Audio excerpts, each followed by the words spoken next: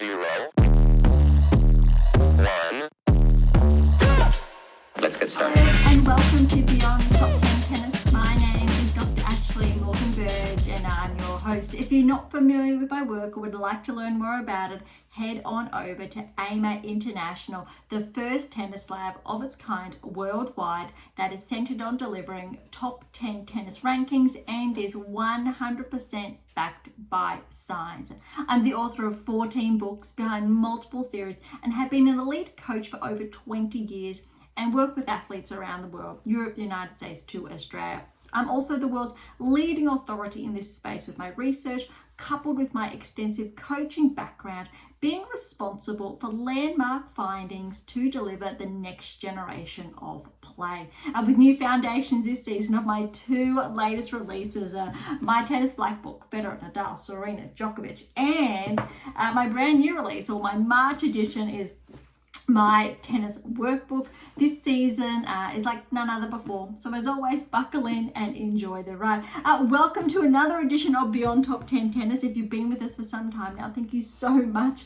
We wouldn't be here without you. If you are new, welcome. I would encourage you to track back to early episodes as always, but get your hands on these two. But those of you who have been following this season, your black book, look, we've missed a week. So last week, if you've been tuning into more recent episodes, you would have heard when we have a week that's predominantly with the 125s, we're going to slow down a bit so we can really amp things up, focus on the 250s, 500s, etc., 1000s, Grand Slams. And since the US Open has come to a close, Grand Slams are out, we have a lot of the bigger other events that are left that are really going to shape the rankings, set players up for next season, because oh my goodness, yes, we are at that time of the season, really wrapping things up for the finals, etc., end of season. So it's really interesting, but then on the other side, there are so many 125s underway as players try to get a foothold on their rankings, break into the top 100, get closer, say, to the top 80, top 50, those incremental points, which are absolutely important, especially for players wanting to look at qualifying for the first Grand Slam of the season, finishing the year really strong. Those players, unfortunately, won't get too much of an off-season. So it's a little bit of a different discussion when we're looking at those players and what they're currently doing, and the other players and what they're currently doing. So there are different trajectories, different key objectives, if you like, that these players are heading towards. So I could essentially do a whole different episode for all the 125s that are underway, looking at the movement of different players, etc., or focusing on those players, the 250s to 500s plus 1000s, yes, that are getting closer towards the top 10. 125s, we're not quite there yet. We're building those foundations. If you're around those 500s, etc., obviously you are quite solidly inside the top 50 more often than not. Those thousands, obviously, yes, definitely inside that ranking range. That's a lot. If you have any questions though about that, please do send them through. It's not to say I'm not going to do them again. It's really about end of season, timing, and focusing on those events. And I have a very big, I will say, load at the moment that I'm juggling, but I still want to make time to share the live insights as always. And if it's not every week, it's because of maybe it's exclusively those 125s that are underway. All right, so if you have been following your black book, very, very important, because of that 1 week hiatus, you should have, you're up to block 9, we know that. And we spoke about block 9 last episode, so roughly about, not quite 2 weeks ago, a little bit under, but you should have done topics 1 and 2. This week, you're actually at the beginning of week 3, would you believe it or not? I can't believe how quickly we've flown through this season. So block 3 right here, and you have your topic there. And we will cross over, believe it or not, potentially just before next week starts. Make sure you get ahead on block 4. But block 3 is your number 1 this week to focus on. Write down your notes there, and then before bed, every night before bed, without fail, you should have built in that routine, that habitual state. And I've spoken about that in earlier episodes. Fill out your workbook. It has been designed so you can easily fill that out. This is your journal, your weekly journal towards a top 10 ranking. That's the byline there. Very, very important. I designed this essentially because there's so much, I'll say, out there available, and so many athletes, players come to me and they're not sure what they should be really focusing on writing down. This is your guide. Make sure all of this is written down. Make sure you're following this. Make sure you are, depending on your level there, those books in the background. There's 13 of them in total. 14 is that fictional book. So including these two, 13. Exciting news for those interested in the fictional side. It looks like I will be releasing my next fictional book, I'll say, in the next couple of months. So I've been very busy drafting that, and I will say exciting times now in the works. But that's all I'm going to share on that, because it is the fictional one, and I'm trying to focus predominantly on all the data and all the science and what we're here today for. All right, so we're going to recap a couple of the smaller events that were underway. WTA Tour is here, ATP Tour is there as always. We've got Billie Jean King Cup as well to touch on, and Davis Cup that wrapped up last week, Laver Cup that wrapped up only yesterday.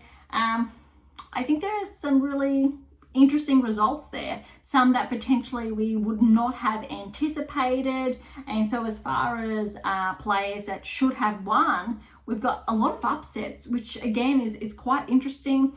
But in all fairness, you could probably argue that some players, they've trained for their peak, so those peak trajectories, and we speak about that every episode, and why they may have a performance lull. But for the best players in the world, that performance lull is actually planned, believe it or not. So that's a bit of an interesting discussion there. Live rankings have, or this week's rankings have not updated today.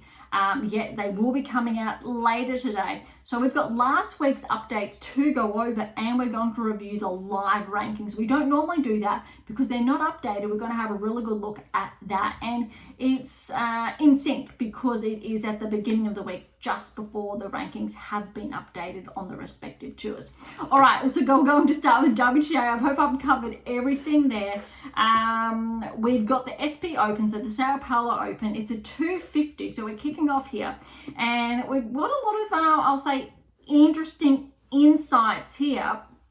I'm going to go through this relatively quickly. But look, Haddad Maia was the number 1 seed. And I really want to just focus on that specifically. I'm just going down the draw. We've got Iala, and we know Iala has been making inroads, for example. I'm just pulling out some names. And Sierra was the 2nd seed. So I'll say predominantly smooth sailing first round for those players. Second rounds, or round of 16, so Haddad Maia got through straight sets over Berge. Zarazu was the 5th seed, straight sets over Sengzig. And then we've got, and I'll do my best to pronounce this, so I'm going to apologize in advance. I'm so sorry for the mispronunciation. Rakamanja Oraraha over Rodriguez in straight sets there. Wodavari, 8th seed, straight sets over Candido. Tijin over Okalova, straight sets. Iala over Riera, straight sets. Jones over Osugui, straight sets. And Jones is the 6th seed. And Sierra over Lemedi Silva. So Sierra's 2nd seed, straight sets. So look, relatively straightforward, I will say. Quarterfinals though, this is where it gets interesting. Zarazu as the 5th seed has upset Haddad Maia in straight sets. Radahoma, or Radaha, I really hope I've done my best to pronounce that, has upset Udavari, the 8th seed.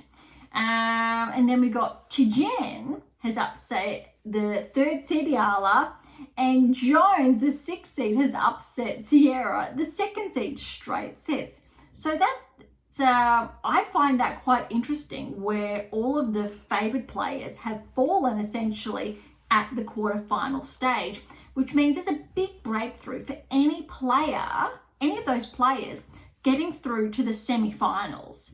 Look, Radhaholma Radha over Zarazur, the 5th seed in the semis, in straight sets, 3-2. And Tijen over Jones in straight sets there. So you essentially have 2 players in their debut WTA 250 finals, which is huge as far as points are going to be concerned when we look at the rankings. Radhaholma Raja over Tijen 3-4. That is huge. First WTA title, completely unexpected. I'm not even too sure if Radhaholma Radha has won a 125. Very impressive. It was only, I believe, last week Iala won a 125. And that just goes to show those peaks and how they're built into players' trajectories, their baselines, and how we build those baselines. The best example I'm going to use here is Swiatek Sabalenka, their baseline all season, how consistent they've been essentially across the board. And if their performance drops, it's not a drastic drop. They're still quite well. I would say golf as well, but we've seen a peak, but we've also seen a bit of a drop. As an example, for example, French Open to Wimbledon. Big peak, too much. At the French, huge winning Grand Slam champion, but then dropped at Wimbledon. So, but we do typically see that from players that have that big peak. But players who peak and then only drop slightly, it's that's really what you're shooting for. And that's when it comes down to your conditioning, your key technical parameters, the 8 keys. If you've forgotten the 8 keys, head on to AM8 International, texts are back there. And integrating them into your game to solidify your baseline. And then when you push it further, we're looking at peaking. Very interesting. And this just goes to show a lot of the work that I've done is all about this, or it meets all of this. So if you're looking towards top 10, Grand Slam success, etc., the data's all there. Next book coming out, ironically, the fiction book, it just happened. So the data from all this season actually has been collated. Also for the past, I believe we're up to 2-3 seasons, and that's setting up a new huge data pool. So when I have the time again, I'll be able to share with you additional insights for the new generation of play. But everything we have, from your black book to how to develop a top 10 tennis ranking, my prior release to that, 7 keys, the 8 keys in there, has set you up to now to join that next generation of play, where Alcaraz is, where Sinner is, where Swiatek is. Sabalenka's had a bit of a crossover there, and it's incredibly insightful. All of those plays, for example, are in all of those latest releases. But this just goes to show potentially some players having their breakthroughs here in Sao Paulo. Maybe, just maybe, this is where that's their stepping stone for more. Some players make that step, others they get stuck, and that's because, and again, the data, we know this, they only have a couple of those keys and are yet to solidify the full 8 keys into their game. Okay, next, so that is the Sao Paulo Open done. Over to the Guadalajara Open in Mexico. I'll say the Mexico event, but it's a 500. And I think what's surprising about this, we did not have that many top players, but also keeping in mind it was so close after the US Open. A lot of the players playing here fell early in the US Open. Not as many were playing if they made it deep, I'll say, at the last Grand Slam. So here it is a 500 where you would expect more top 20 players, the odd top 10 player maybe to be playing, but Mertens actually was the number 1 seed, top 20 there. Oh no, 30, 20. I'm just going to check on that. I know Mertens has made her way up the rankings and she has been top 10, but at the moment, yeah. So she is at 22 in the world, just for perspective. So, number 1 seed, and also we've got Kudermetova as the 2nd seed. And she is just, I think, inside the top 30. She's cracked again. Fretch was playing. It's great to see Stevens back. Parks, Lynette, Ostapenko, so really big names here, or a couple, right? So we know we've got a couple of top 30 players. All right, so really first round, we've got Sakari and Jackie Mo, and Jackie Mo essentially whitewashed Sakari 2-0. Not expected, although Jackie Mo, I believe, was the player against Boisson at the French Open in that quarterfinal, I think it was, which was huge.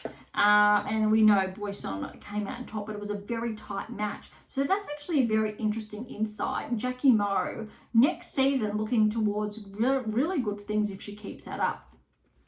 Marino playing well. Maria. Paolini Kudermetova, she got through in 3.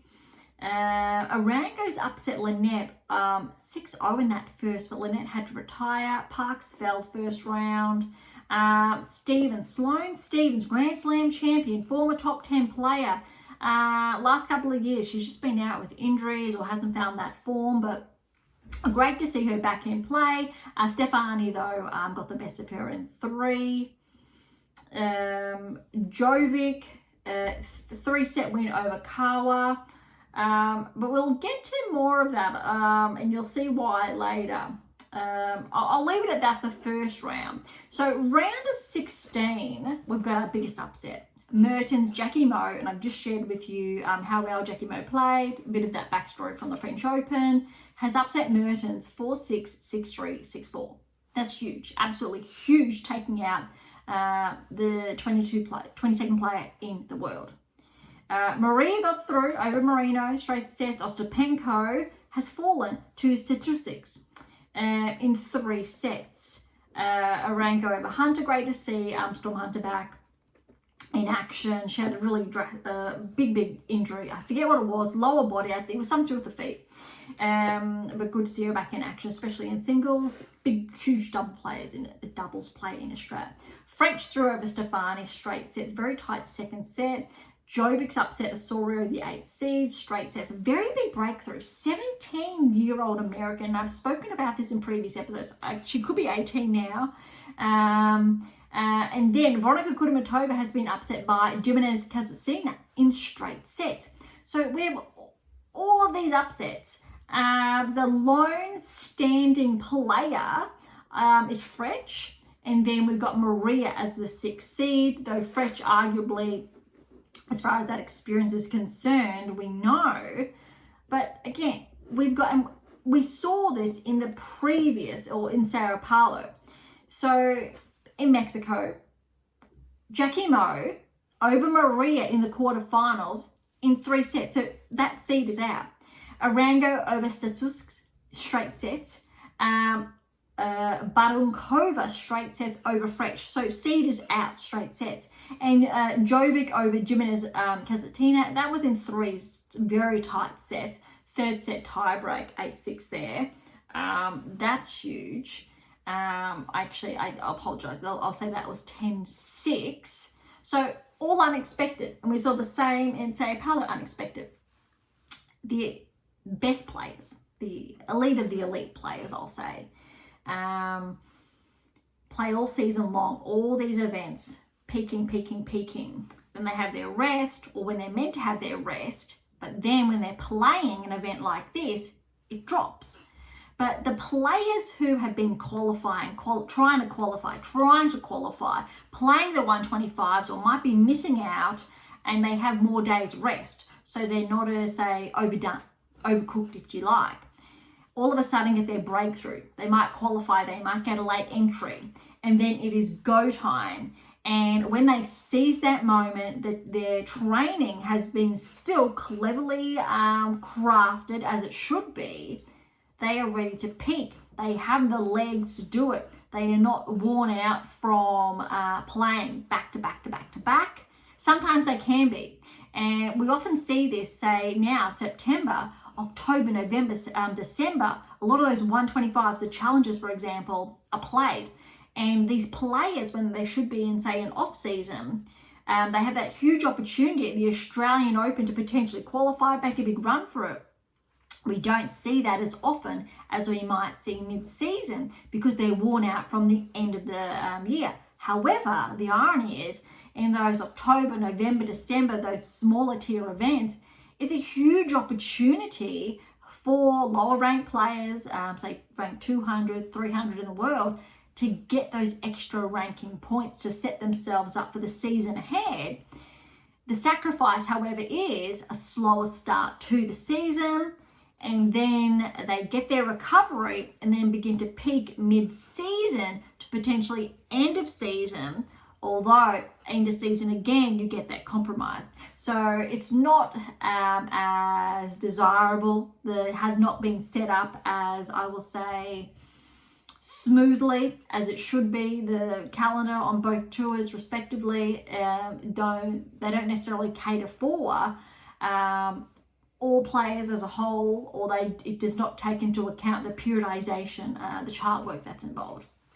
But these events really underscore that. So semi-finals, back to Mexico, you got Arango over Jackie Mo, 4 and 5, and I believe Arango came, she had a very good run, has recently, very tight, and she has steadily been tracking over the last 12 months. Another player, for example, who was tracking last season and had a breakthrough this season was Danilovic, for example. You would have heard me. The season before, and we spoke about it, was Schneider, almost on the cusp of the top 10, still inside the top 20. And Badosa, for example, last year, and bam, back inside the top 10. Collins, I think, was the year before. Huge tracking. This season a little bit different with health, etc. So that just goes to show players that we're looking at really tracking, or we pinpoint, and where they end up. On the men's side, we know Menzik, for example, has been tracking, or was, and his breakthrough. Another player that I spoke about was Draper last season, Shelton last season, Mazzetti last season, and a lot of them actually are in your black book. So it goes to show that it's there. Ogor Elisame, Paul, just looking at some of those players, and Phil's just a couple, but how I've touched on the data and we've seen the rest unfold. So that's just food for thought. All right, so that is Mexico done. I will try again the Guadalajara Open. In the finals, before I forget and I'm getting too excited, we've got Jovic over Barahunka in the other semi-finals, 3, and that was very tight, 3 sets, 6-3, 6-7, 6-3. So your finalists were Arango and Jovic, 2 up-and-coming players. Jovic arguably has only really come onto the scene. We've only started seeing a bit more of her in the last 6 months, for example. Arango, she's been around for at least the last 18 months, I would say. At least 12 months, started to make a name for herself, becoming more familiar. So you've got 2 really fresh players on tour. I would argue Arango is obviously the more seasoned one, even though very early on her career. Jovic, big match, upset, 6-4, 6-1. That's huge. First title, and it is a 500. This is what I mean. You're able to seize those moments for these players that typically would be playing a 125, and all of a sudden they get entry or they qualify into a 500. Same with Arango. Even making the finals of a 500 is massive, where these players are typically used to playing those 125s. So I was waiting for those moments, and that is the breakthrough. That's the breakthrough you've been looking for. So yes, the cooked season at the end is worth it when you think about these breakthrough opportunities and how they're setting you up for next season. So Jovic, with her result now, will potentially get automatic entry to the Australian Open. I haven't checked the rankings, but I'm sure she's inside the top 100, deeper, probably closer to the top 50, which will allow her that cushioning, a rango very similar, opposed to being able to needing to fight to qualify. So there is, I think, a method to the madness when you look at it from that perspective. All right, that was last week. This week, or the week that has just gone, we really just had the Korea Open.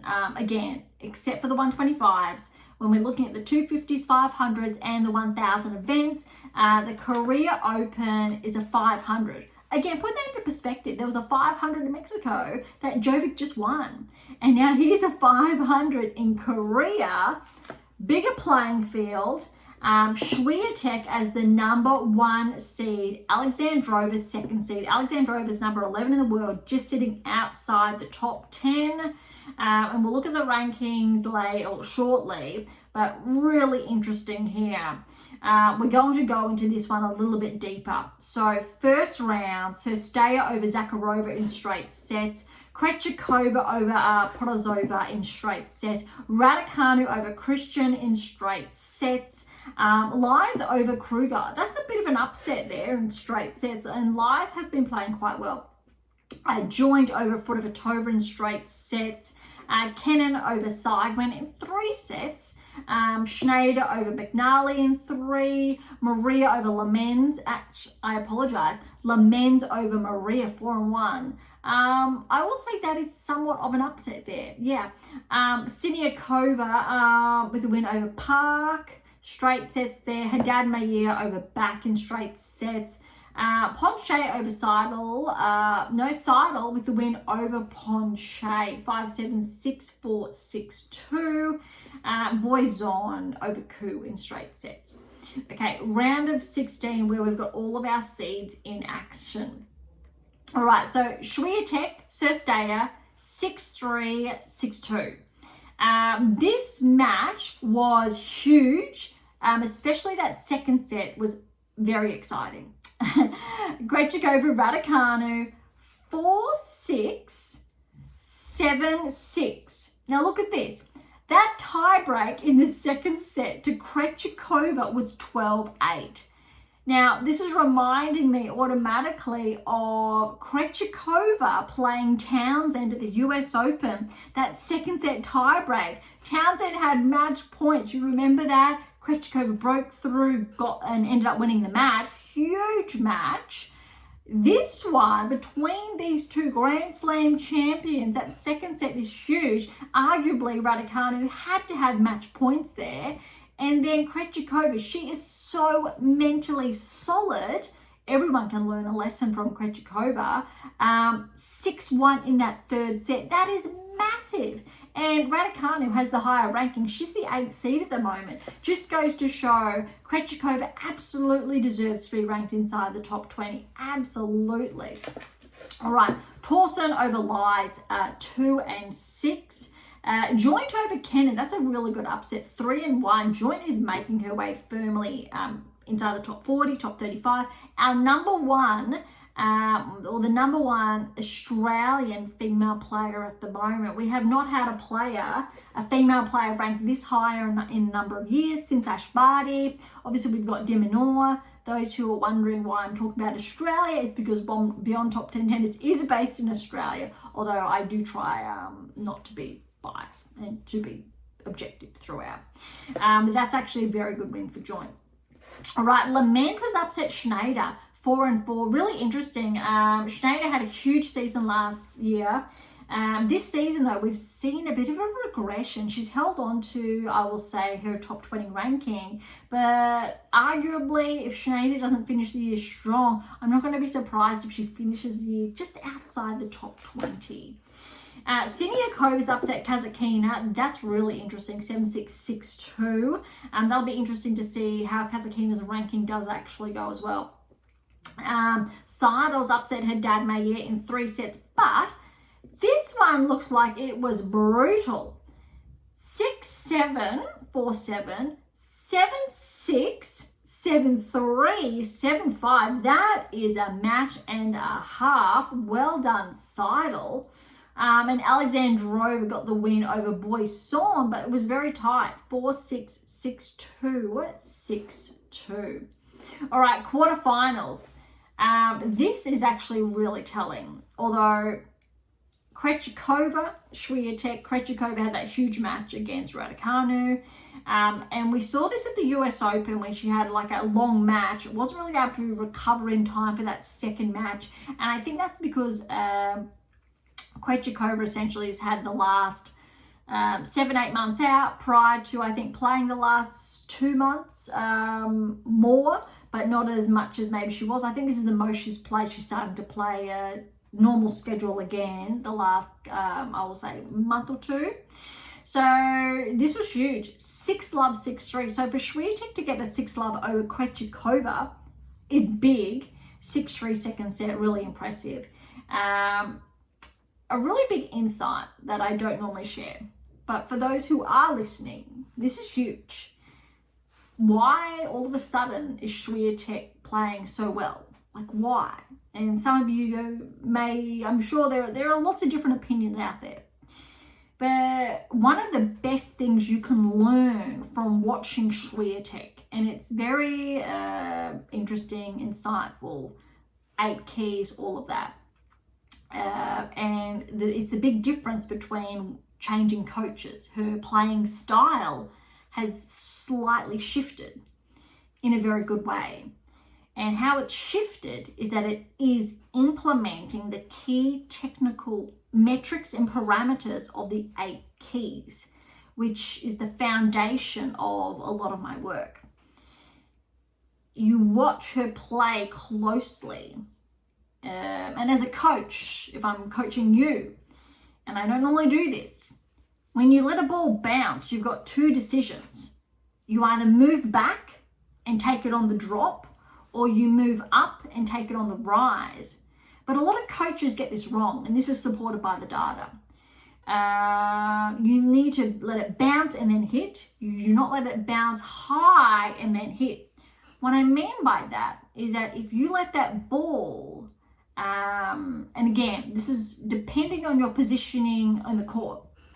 If you're close to the, I'll say no man's 3/4 court, you're going to take that slightly as soon as it hits around your hips, and if you're quick enough to put it away like an approach. So I'm talking ground strokes. Ground strokes, hips or below. If you're inside and it's not a ground stroke, it's an attacking shot. Very big, you need to be able to distinguish the difference. An attacking shot is going to be above your hips. You're going to move right in. Finish that off. Your ground stroke is at or below your hips. The issue here for a lot of players is that their ground stroke is above their hips. A lot of you may potentially argue, but this is science, this is the data. And you will notice when you watch Swiatek play, what's shifted is that her movement is up at the ball, making contact around or below hip. The best comparisons here, believe it or not, are all of these ones. Federer, Nadal, Serena, Djokovic, and how they hit the ball throughout their career, how they won their Grand Slams.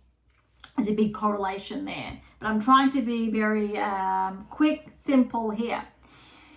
And how her game has changed this season to take advantage of that, as well as obviously integrating those approach shots. How she makes contacts, moves into the court. The difference, what other players do, is they wait. So Swiatek is too busy getting up to the ball, not letting it rise, putting it away. It bounces and she puts it away. It bounces and she attacks.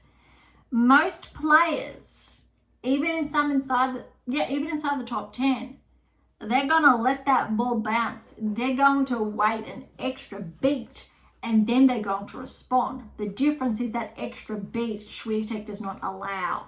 Now, if you look at comparisons, different seasons, etc., this is how Swiatek has been performing exceptionally well.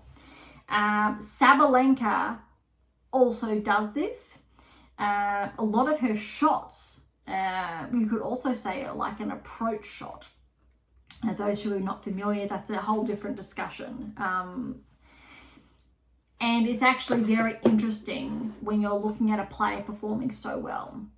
When you're looking at the dynamics between the likes of, say, a Sinner and Alcaraz, the two best players, and why, say, Fritz and Zverev are struggling to meet that level of play, is because you've got two players, the Sinner and Alcaraz, who are playing like the Federer, even the Djokovic still in action, the Nadal in their own different way, using these metrics. Very different though to say how Swiatek's been playing.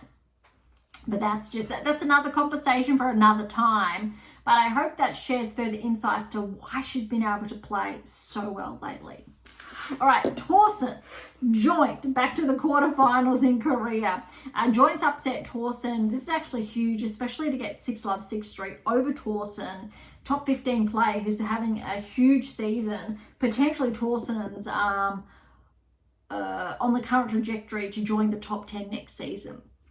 Big win for Joint. I'm not going to be surprised, Joint, if she finishes this season potentially just inside the top 30, or next season gets inside the top 30, either or. Siniakova over Lamens. Huge win for Siniakova, considering typically performs exceptionally on the double score. Alexandrova, good win over Seidel, 2 and 3. Semi-final, Swiatek Joint, Siniakova, Alexandrova. So you still have the number 1 and 2 seeds in action, both getting through. Swiatek over Joint, 6-love, 6-2. Well done, Joint, for those 2 games, seriously. And Alexandrova over Siniakova, 4 and 2. Well done to Siniakova, though, with that first set. Really shows how she's been evolving, I think, as a singles player.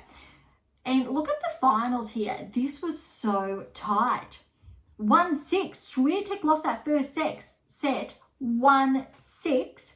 Second set tie break. Scrape through 7-3. Alexandrova was not going anywhere. 7-5 to Swiatek in that third set. Swiatek wins. No points to defend. She's got that full 500 now to her ranking, which is very good news. Alexandrova, though, just missing out, I believe, is not enough to get her into the top 10 this week. But I tell you what, if Alexandrova plays well in Beijing, she should be progressing inside the top 10, but we will get to that later. So that's huge news. All right, so Beijing is it starts in a couple of days' time. It's a midweek one, which is, I'll say, it's a little unusual. However, what's really interesting is, I believe, Sabalenka will not be playing. We already know that she has withdrawn. And because of that, I think that's actually quite interesting. She did make the quarterfinals last year, so she will lose points. Gauff, however, won last year. So pressure is on her shoulders. May shift slightly in the rankings, but I still think her ranking is safe. But I just want to fast forward. Last year, I'm just double checking that, this is when Swiatek was out. So a lot of the top players do have points to defend, but Swiatek, I don't believe, has any points. No, Pegula actually was the number 2 seed this time last year. That's interesting, to put everything into perspective. Let's get to semi-finals. Semi-finals last year was Makova over Zheng. Zheng we know is out, so she's going to lose points, potentially could shift her outside the top 10, but it's going to depend on the results. Badosa was in the semi-finals. We know potentially, I'm guessing she's out, but if not, that's big shoes to fill. Markova made the final in golf, and obviously golf winning. Looking at the quarters, Sabalenka's there, Andreeva's there, Stabatsiva's there. That's big shoes to fill for Stabatsiva and Zhang. And back to the round of 16, you've got Keys, Buska, Lynette, Anisimova, Kalinskaya, Osaka, Zhang, Fretch, and Pegula. So I think that's actually really interesting to see how Beijing is going to unravel as far as points are concerned. All right, let's head on over now to the Billie Jean King Cup. No draws are out yet. It's just qualifying. So we're going to head on to the Billie Jean King Cup. This is really interesting because we've had the quarters and the semis and the finals all in the past week. Italy over China 2-love. Let's see if it's going to show us the scores. Kokureto in 3 over Yuan, and Paolini over Wang in 3. Just 2-0 they capped that at. Spain and Ukraine. Let's look at the lineup. We've got Kostyuk over Bozeza and Svitolina over Badosa. So Badosa is playing. Maybe she will play Beijing. Maybe, hopefully for her. Svitolina Badosa 5-7, 6-2, 7-5. Really tight there. That scoreline does show me or tell me that Badosa's playing well.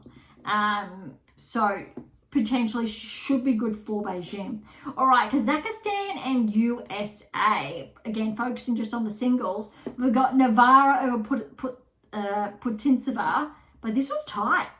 7-5, 2-6, 7-6, 8-6 in that tiebreak. That's probably the best match Putintseva's played all season.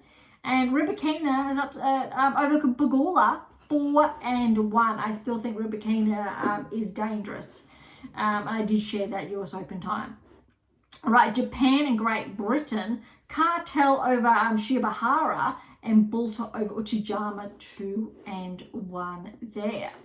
All right, so that is the quarterfinals. Semi-finals is tough.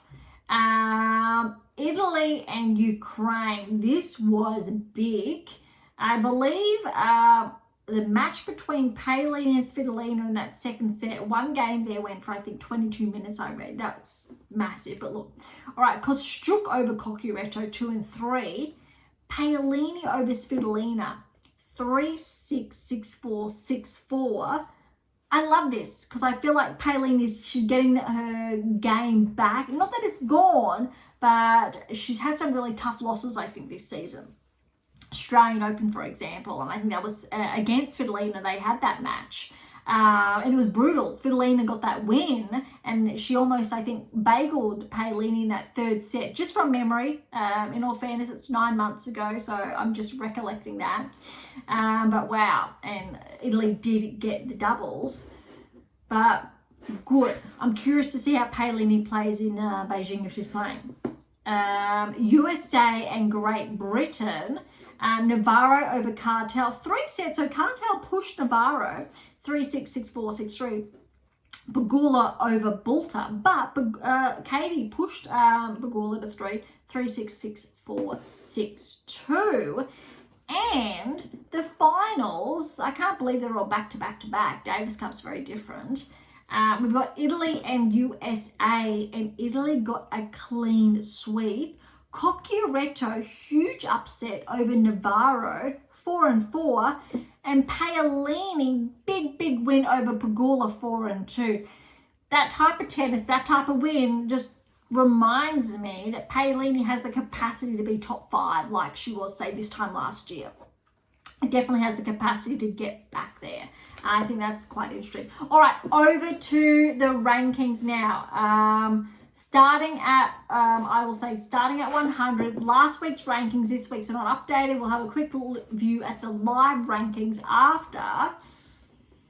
But we'll just focus on the top 100. All right, Sheriff's back inside the top 100. Firm at 100. Edovic up 20 places to 99 in the world. I'm going to say welcome to the top 100. Again, a lot of movement this week. Rakimovas back 14 points to 90 in the world. Stabatsev's back 12 to 87. Osorio's back 16 to 85. Big jumps for some. Sonmez's back 9 to 83. Cartel's taking a bit of a hit. A 29-point regression to 82 in the world. Ruzic's back 9 to 81 in the world. Zarazua, up 9 to 75. Bronze's back 10 to 74. Jones is up 12 to 73 in the world. Sierra's up 10 to 72. A lot of movement. Liza's back 13 to 69. Noteworthy, Vekic is there at 68, top 20 last season. And 67 is Collins, again, top 10 last season. All right, Jackie Mo's up 21 to 62 in the world. Putintseva is at 61. She was top 30 this season. Iyala's up 4 to 57 in the world. Buskova's actually back 6 to 54. I still think there's good things to come from Buskova. Arango with her finalist result, 33-point progression to 53 in the world. That's a very good breakthrough. Pavlyuchenkova's at 52. She was top 30. A lot of small movement there. I'm just skipping over, looking at the big ones. Boisson's up 8 to 41. That is a new ranking high for her. Haddad Maia, top 10 last season, finished top 10. She's back 15 places to 40 in the world. Joint, how's this? And yet 19 years of age. She is 10 points up to 36 in the world. Noteworthy, Jovic is at 37 in the world.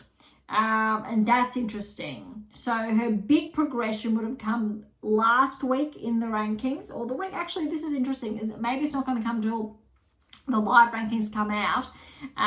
So that's actually a really good, wow, 37, 17 years of age still. And look at that, 17 and Joint's 19, back-to-back teenagers. That's interesting. Okay, Krejcikova's up 5 to 34 in the world. Vondrousova's 35, so both top 10 last season. That's the biggest movement we're seeing, but inside the top 30 now, Kalinskaya's back there at 29. Kennan's up 4 to 26. Not much movement. Kazakin is back 4 to 20. Badosa's up 2 to 18. Navarro at 1 to 17. Benjamin at 1 to 16. Then we got Makova, Osaka, Svitolina, Torsen, Alexandrova. The big difference here, nothing's changed inside the top 10. When we're looking at rankings, you've still got a 600-point gap between Rybakina and Alexandrova. The biggest drop potentially is Zheng at 4,000 points if she does not play, which it looks like she's not. But she's not going to drop that many points, maybe 500, but should still be inside the top 10. So it's going to depend on the likes of Alexandra performing well in Beijing to have that type of movement. Top 5, similar, but I'll hold on to the live rankings. We could see a shift between 4 and 5, so Andreeva, Anisimova, depending on points defending. Keys maybe, Pagula maybe, could be a little bit of a shift. All right, let's head on over to the live rankings because it takes into account Swiatek's win.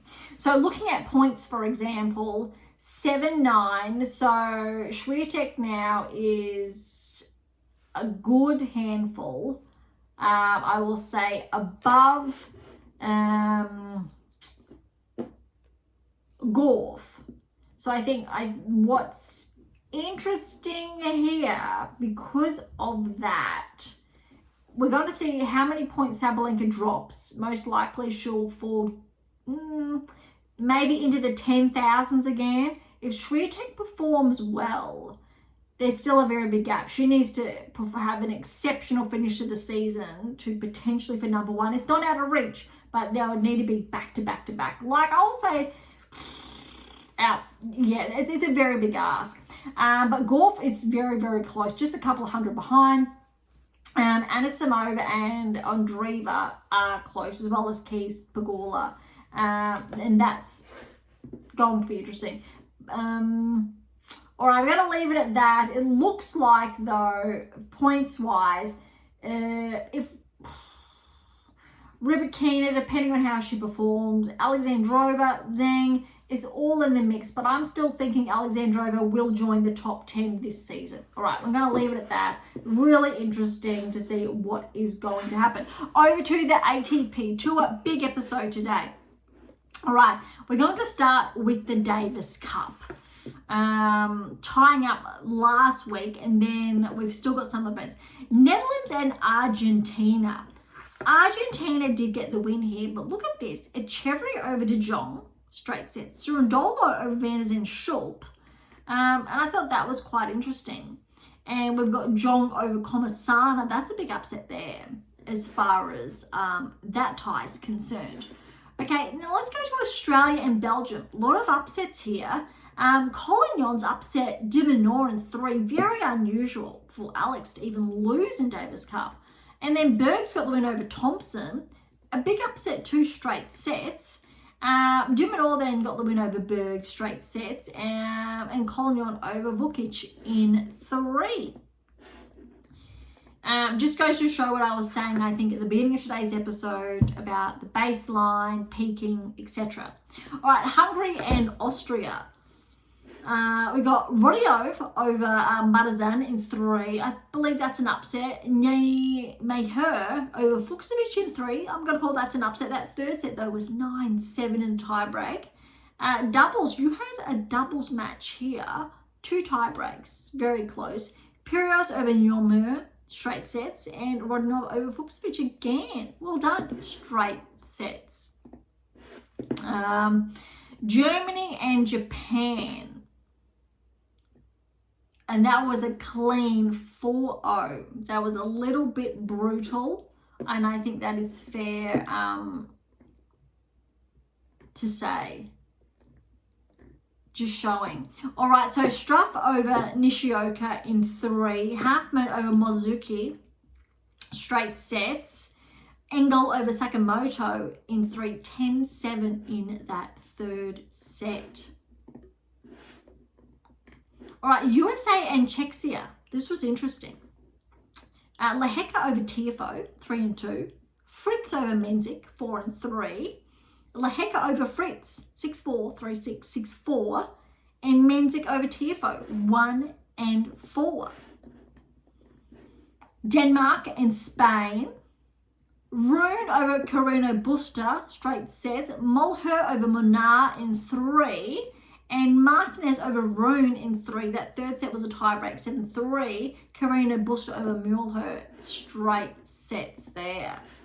And then you've got Croatia and France. Mute over Prinznik in 3. Rindenek over Silic, straight sets. Mute over Silic, straight sets there. Wow. All right, they're not telling us when the finals are, but to clear that up, Argentina got through over Netherlands. Belgium got through over Australia. Big upset there. And you got Austria over Hungary. Germany over Japan. Czechia over USA. And then you've got Spain over Denmark. That'll be interesting. Oh, and France over Croatia. That's going to be interesting when the finals are at, if they show it. I do not have a date. I'm thinking the final's going to be in another month or 2. All right. I've got the 250s underway here. And they did play out last week. Although I do believe we've got the finals happening tomorrow. So I'm just going to wait to see. Yeah, it looks like we still have some semi-finals to be played. That's really interesting. So that kind of supports why, when I was checking throughout the week, we did hold back on last week's episode. All right, so Mazzetti is the number 1 seed here, to put things into perspective, and Darderi is the 2nd seed, and it is the Chengdu Open in China. All right, first round, quickly. Prinzmik over Adame in straight sets. McDonald over Van der Zen Schulp in 3. Basavili over Harris, straight sets there. Daniel over Wong, straight set. Shevchenko over Monfils. Looks like Monfils had to retire in the 3rd. Mpeshi Pericard in 3 over Mislovic. Soniga over Cerundolo in 3. Giron over Quinn, straight. Shang over Berge, straight. Zhao over Norrie in 3, very tight. O'Connell over Howells, and we got DeBillo over Thompson. A bit of an upset there. Round of 16. Mazzetti over Prinzik. 3 sets. Well done to Prinzik. Really interesting. There's actually an article on AM8 International about Prinzik when he played Djokovic, I think about 2 seasons ago at the Australian Open. Really interesting there for those who may be interested on how I projected him to slowly progress towards the top 50. Basavili's got the win over McDonald, straight sets. Daniel over Greek and Sport, that's an upset. Shevchenko over Mpeshi Pericard, big upset there in 3. Giron over Sonigo, that's an upset, straight sets. Nakashima over Shang, O'Connell over Zhu, and Tabillo over Darderi, big upset. Really confirming the players, a lot of the seeds that are dropping when maybe you'd anticipate them not to drop. So it's very unusual this time of the year for some players. All right, we've got the quarters. Mazzetti over Bashavili in 3 and 3. Shevchenko over Daniel in 3 sets. Nakashima over Garon in 3, and Tabillo over Connell in 3. Mazzetti's the only one with the straight sets, which means semi-finals will be underway today. Mazzetti, Shevchenko, Nakashima, Tabillo. Mazzetti's number 1 seed, and Nakashima is the 4th seed. Very, very noteworthy. All right, over to the Lincoln Coast, so the Hangzhou Open. And here we've got Rublev as the number 1 seed. And Medvedev, just checking, Medvedev is the 2nd seed there. And again, it will wrap up tomorrow. So it looks like we still have the semi-final still to play out, but we can look at the earlier rounds. So Roya over Kogovic in 3, that's an upset straight away. Zeperi is a wild card, so he got that straight sets win over Sun. Tian over Navone in 3, good opportunity here for Tian, I think. Kazuks over Analdi, that's an upset in 3. Echevry over Zumher, straight set. Hijaka over Ugo Carabelli, the 5th seed, big upset. Well done to Rinky there in straight sets. Shevchenko's the lucky loser over Berrettini, 3 and 3, that's big news. Zhang over Bu in 3. Vukic over Goffin in 3. We've got Wu over Manarino in 3. And we've got Korda over Walton. That's straight sets, so Korda's on his way back. Basavati is a qualifier over Silic in 3. Just wow. All right, so round of 16. Roya has upset Rublev 6-4, 7-6. This is just confirming. And I get excited because it's just the data in action. This is a top player though, and Rublev's been playing a lot of tennis. He's really been fighting his way back into the top 10, and he got back inside the top 10. Then he had that regression. But that's actually surprising. That's a big one, I think, for Rublev there. Team's gotten through over Zeprieri qualifier straight sets. Huge opportunity for both players. Mute over Kazuks in 3. And Chevry over Hijaka, straight sets. Savinka over Zhang, that's an upset there, straight sets. Bublik over Vukic in 3. Wu over Korda, that's tough, in 3. And you've got Medvedev over Basavati, 2 and 3. But oh my goodness. Look at this. Quarterfinals. You've got seeds in each section. Roy is a qualifier. He has upset the 7th seed team. 7-6, 4-6, 6-2. Mutay's the 4th seed. He's lucky to get the win over Echeverry because Echeverry's had to retire. Echeverry got the first set 6-3. Mutay was up 3-love in the second, and then retirement. Bublik over Shavinka, 1-1. Wu, the wild card, has upset Medvedev 5-7, 7-6, 6-4. Medvedev's just not having the best year. Probably one of his weakest years on tour we've seen. Just needs a bit of a reset, and we know he's looking for, or he's got that change of coach. I'm not too sure who he's taken on board, but that'll be interesting, especially since his coach has been with for, I think, the majority, if not all, of his career. Which means semi-finals, Roya Mutay, big opportunity for Roya and Mutay, and Bublik and Wu. You can't overlook Bublik with how well he's been playing this season. But that is surprising. There's a lot we can take from there, but it really does pair with what I was sharing on the WTA Tour. We've got players that we may not have expected to have these breakthroughs. And again, keep in mind, this is a 250. It's not a 500, but it's still a 250, a really good stepping stone. Yeah, and Bublik is he's been playing a lot of tennis, just making the most, I think, of his current level. Very interesting and very tough, I think, for Medvedev to lose in a 250 as well. But also Rublev, very tough to lose at a 250. All right, so that is the Hangzhou Open up to the semi-finals that, again, will be underway later today.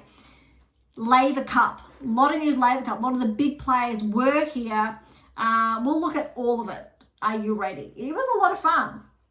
All right, run over Opelka, 6-4, 7-6. Doubles, we had Alcaraz and Menzik with a win over Fritz and Michelsen, 7-6, 6-4. Now, this is day one. Fonseca over Paolini, 4-3. Menzik over Michelsen, 6-1, 6-7, 10-8 to Menzik. That's day one action. Day two action. Surundulo's upset Rune, 6-3, 7-6.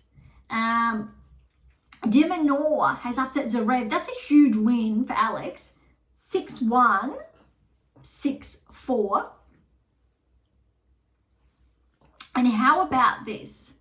Fritz has got a win over Alcaraz. 6-3, 6-2. That's huge. Granted, I think home crowd, everything. Alcaraz has been playing a lot of tennis, obviously US Open, first matches back, etc. But still, a win is a win, and it was just over an hour. Doubles, we've got De Minaur and Michelsen with a win over Rune and Rudd, 3 and 4. And then you've got Sunday, so day 3, a lot smaller. De Minaur over Menzik, 3 and 4. And Alcaraz and Rudd with the win over Michelsen and Opelka, 7-6, 6-1. Now, I do believe, I don't know if I've calculated everything correctly. I'm just going to check. No, it's not even going to let me. It looks like World. World over Europe is it? Team Europe World. And World got the win, whereas I think previously it's normally Europe, or historically typically comes out on top. So that was a pretty exciting lineup this year to see it a little bit more even matched. All right, that is the Laver Cup. A bit unusual not seeing the likes of, say, a Djokovic or a Nadal, Federer there. But very different. I'm not too sure how they make up the teams, but look, De Minaur's top 10, Menzik's on his way, Alcaraz number 1 in the world, Rudd almost back inside the top 10, Rune just outside the top 10, Zverev's inside the top 10, Surundulo's I think top 20 now, Fritz top 10. Michelsen's obviously up and comer, similar with Fonseca's there. Michelsen's is outside the top 30, but he's on his way. And Paolini's been making really good inroads as well, I think. And Opelka, he is far off, but I think it's a bit of a different mix there. Yep, okay, that's all players. All right, so that is the Laver Cup. Now we have Tokyo that's going to start. It's a 500. It will start again in 2 days alongside Beijing on the WTA tour. Tokyo is starting, but also Beijing is starting for the men, and it's a 500, not a 1000. That's really interesting. So you've got Tokyo and Beijing at the same time on the ATP tour. However, WTA Tour just has the one event that will be underway at that level. There are no other 250s that week, for example, or 500. It's just Beijing. But you've got Tokyo and Beijing on the ATP tour starting in 2 days' time. But I am in Australia. Beyond Top 10 Tennis is in Australia. So really 3 days' time. Bit of a reprieve for all players that were in action last couple of days or the past week, very full on. All right, ATP Tour rankings. Let's have a look before we look at any live ranking changes. All right, Navarre, 23-year-old American, welcome to the top 100. Have not seen that name before. A lot of movement, but the biggest one we're going to look at is Augustin Tarante, a 22-point progression to 94 in the world. Welcome to the top 100. A lot of small movement, but we're going to look at the big jumps. So far, less big ones than the WTA Tour. Manuel Cerundolo, 14-point progression to 72 in the world. That's huge. Fernley's back 10 to 64 in the world.